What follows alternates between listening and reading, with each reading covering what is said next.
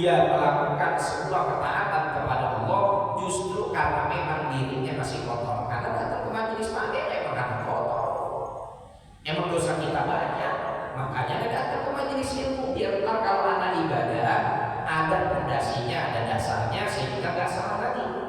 Anda datang ke majelis zikir karena emang dosa Anda banyak, Anda pengen dicuci di sini, Anda pengen dihapus dosa-dosa Anda di tempat seperti ini. Muhakada ini yang dilakukan oleh para ulama, oleh para sholihin, oleh para awliyaillah.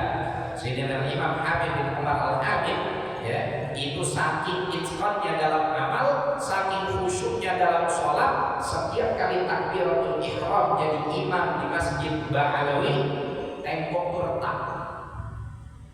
Takbiratul ihram tembok retak, ya, makanya marbotnya seribu mulu. Saya habis ngimamin, lestet ya. Karena takbiratul ihramnya mantap, berangkat datang dari hati. Ya, kita mau perang lawan orang kafir, takbiratul ihram kita nggak ampuh. Kitanya masih banyak dosa, masih banyak maksiat. Ya, takbiratul ihram kita belum matang. Ya, sholat kita masih belum khusyuk. Kalau para ulama sholihin mereka mempersiapkan sholat mereka dalam jangka waktu yang cukup lama untuk menghadap Allah sehingga betul-betul dipersiapkan sisi zahir dan sisi batinnya. Mereka gak pengen digoda, gak pengen diganggu bahkan dalam perjalanan untuk melaksanakan sholat. Ya, kalau kita justru malah sholat kita jadikan media untuk ingetin urusan dunia. Mereka sholat biar ingat urusan akhirat, pengen lupa dari dunia. Kalau kita sholat kita jadiin cara buat ingat dunia. Coba kalau lagi lupa taruh kunci mobil, gimana dia bilang? Sholat. Dia cari kunci mobil di mana, di kantong nggak ketemu, di lemari nggak ketemu, di mana ini? Sholat apa? Begitu takbiratul ihram, Allahu Akbar, dosa yang kita mati. Ini kan sering banget kita segala sesuatu yang lupa sebelum kita laksanakan sholat, begitu kita ngerjain sholat langsung ingat, ya. La ilaha illallah. Makanya sifat sholatil muqarrabin, sifatnya orang-orang yang dekat dengan Allah Subhanahu wa taala, sampai digambarkan di dalam hadis sahabat Nabi itu kalau lagi sholat ka'anna fawqa ru'usihim tayr, seakan-akan ada burung nemplok di kepala mereka. Maksudnya apa? Saking sholatnya itu khusyuk dan tenang, jadi burung itu anteng. Ya, maka dari itu seringkali di dalam perjuangan mereka di medan perang, mereka sedang dalam keadaan sholat, ya, sholat wajib, kemudian panah nancep kepada diri mereka. Di antara sahabat ada dalam perang Uhud itu lagi sholat, ya, sampai ada tamani napokna 80 tusukan. Enggak sadar rasa sakit, enggak sadar darah ngalir kecuali setelah assalamualaikum. Ya, setelah assalamualaikum. Karena yang namanya sholat wajib enggak boleh kita batalin kecuali ada mubtilatus sholatnya. Sekonyong-konyong kita keluar sholat tanpa sebab enggak boleh, walaupun dalam keadaan yang sangat genting. Apalagi sholat zuhur, dewek-deweknya, ya, nortak, jatuh ambruk depan budak, kotak-kotak mau gempa, hancur, jangan dibatalin sholatnya. Terus diam aja di masjid, sampai ketiban, enggak, silahkan lari tapi jangan keluar dari sholat. Itu namanya ngamalin sholat syiddatul khauf. Jadi sholat syiddatul khauf itu bukan hanya dalam kondisi bukan hanya dalam kondisi perang, kita dalam musibah, dalam bencana. Yang penting sholat wajib. Kalau sholat sunnah boleh dibatalin. Banyak keringanan dalam sholat sunnah, ya. Kayak dalam sholat sunnah misalkan apa hukumnya orang sholat sunnah awalnya berdiri, terus tiba-tiba dia kecapean kan jeprok, boleh. Tapi ikut sholat tarawih di masjid-masjid yang bacanya 3 juz, yang bacanya 3 juz, udah kecapean berdiri, memang kagak kebiasaan. Apalagi tadi makan kolaknya tenggorokan, buka puasanya lapar mata. Nah, terus apa yang dia lakukan? Ya, lagi tiba-tiba berdiri, aduh, pegel benar di kaki. Langsung duduk, boleh nggak? Boleh. Bahkan dari awal Bapak sholat sambil duduk pun boleh. Makanya ada kata-kata dulu lagi kita kaji fikih. Kalau ada mushaf jatuh, kita lagi sholat, boleh nggak kita pungut? Nah, kata guru kita dijelaskan sholatnya dulu, sholat apa? Posisi berdiri, ada mushaf jatuh, Quran jatuh. Kalau kita sholatnya sholat wajib, jangan kita pungut pas lagi berdiri. Kenapa? Karena qiyam adalah rukun di dalam sholat. Tapi kalau sholatnya sholat sunnah, boleh kita duduk, terus kita ambil mushaf, kita lanjutin sholat kita. Sama dalam keadaan syiddatul khauf pun, ya, kita nggak boleh keluar dari sholat wajib. Walaupun Bapak harus lari membelakangi kiblat, nggak masalah, karena dalam keadaan syiddatul khauf, ya, sangat mengkhawatirkan, sangat urgent. Yang penting jangan Bapak kemudian keluar dari sholat, selesai dulu sholatnya. Kalau sholatnya sholat wajib, ya, kita boro-boro sholat sampai sebegitu khusyuknya, ya, sampai seakan-akan burung anteng nemplok di kepala kita. Kita jangan kata burung lalat kayak lalat itu belum nemplok, kita ini udah ribet. Iya, nyamuk aja udah terpaksa tempat sini. Ya, la ilaha illallah. Maka yang mutul maru ala ma'asya alaih. Kita kembali kepada pembahasan hadis ini, bahwasanya seseorang akan diwafatkan oleh Allah dalam keadaan di mana dia biasa menjalani hidupnya. Ya, maka dari itu biasakan dalam kehidupan kita kerjain apa baik. Masya Allah, pada salah satu dai yang sangat berpengaruh, khususnya di Jakarta, Habib Hasan bin Ja'far As-Sagaf rahmatullah alaih. Enak benar itu. Ya, sahur di Jakarta, buka puasa di surga. Sahur di Jakarta, buka puasanya di surga. Pagi masih sholat subuh berjamaah, ya, kemudian baca wirdul latif sampai waktu isyraq. Di sholat isyraq tidur sebentar, bangun jam 9 sholat duha. Di sholat duha lemes, dibawa ke rumah sakit, kemudian meninggal. Dan meninggalnya masih dalam keadaan puasa. Itu caranya dibiasain melakukan amal tersebut dengan istiqomah.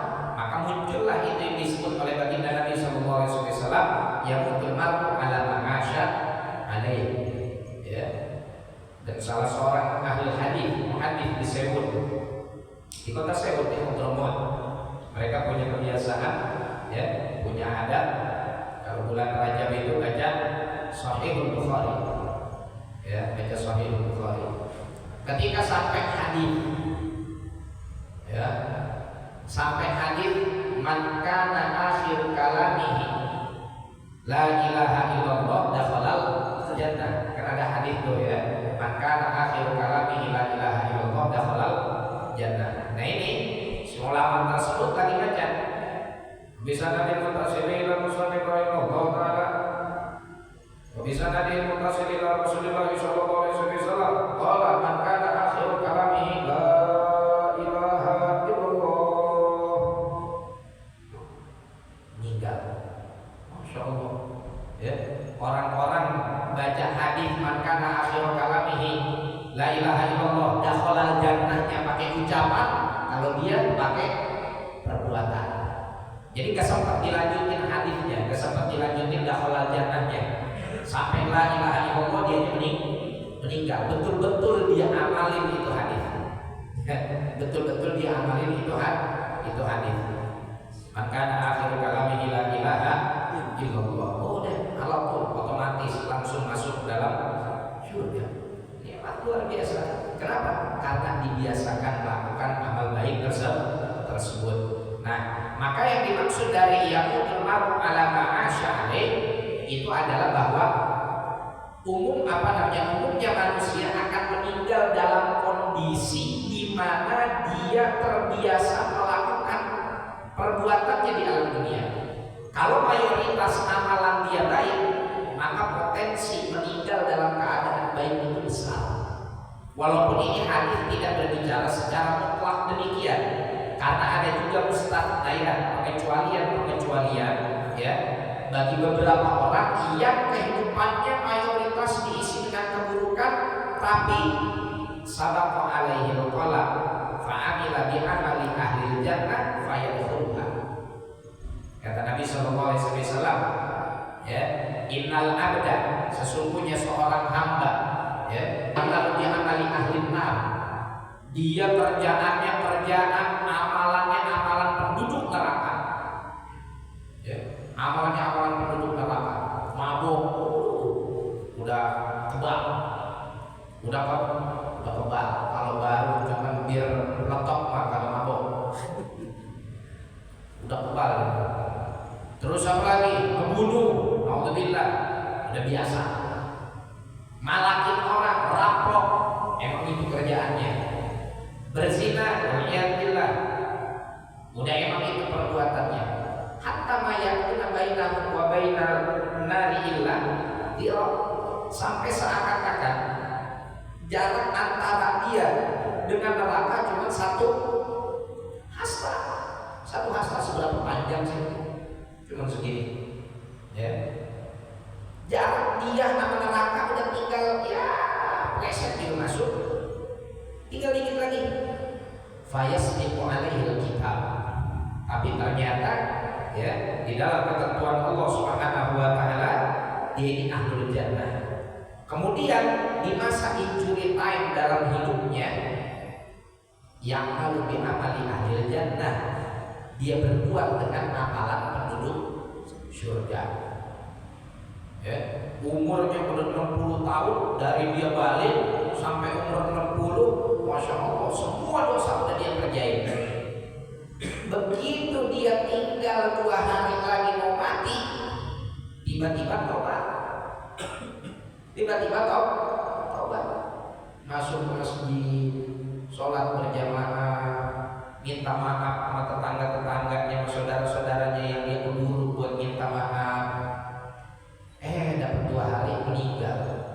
Masya Allah, dan ahli jannah. Enak bener hidup kayak dia. Kalau begitu mah kita kan bisa tahu ujungnya kayak apa, ya. Nggak bisa tahu ujungnya kayak apa, ya. Makanya ajal itu kan rahasia.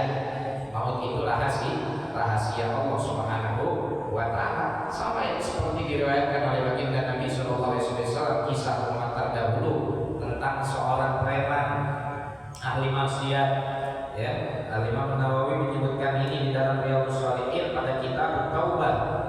Seorang ahli maksiat udah pengen tobat, datang ke rumah pendeta, datang ke rumah rohim, minta ditunjukin jalan pulang menuju Allah, maksudnya jalan taubat. Pak Kiai, gua mau tobat. Preman ngomong Pak Kiai juga belum buah ya, gua mau tobat. Beberapa meja. Tadi Kiai nama ibadah, ente mau tobat. Dosa apa ente? Banyak biasa dosa. Dari kampung lain dari Teluk Naga ini premannya. Ada jodohnya, ya. Ada jasa-jasanya. Waduh, banyak jasa dosa enggak. Itu. Emang apa dosa yang udah ente perbuat? Mabuk mah jangan ngomong sama ane Pak Kiai. Mau merek bir yang mana? Orang baru seloki udah pada meliang, kita mah 3 botol juga masih. Ayo terus. Gila nih orang, Masya Allah. Terus dosa apa nih? Banyak. Ngebunuh. Udah 99 nyawa melayang di ane punya mulut. Deg-degan Kiai. Apa kata si Kiai tersebut? Kata si ahli ibadah tersebut, aduh, ente pengen tobat susah, ente mengkerak neraka.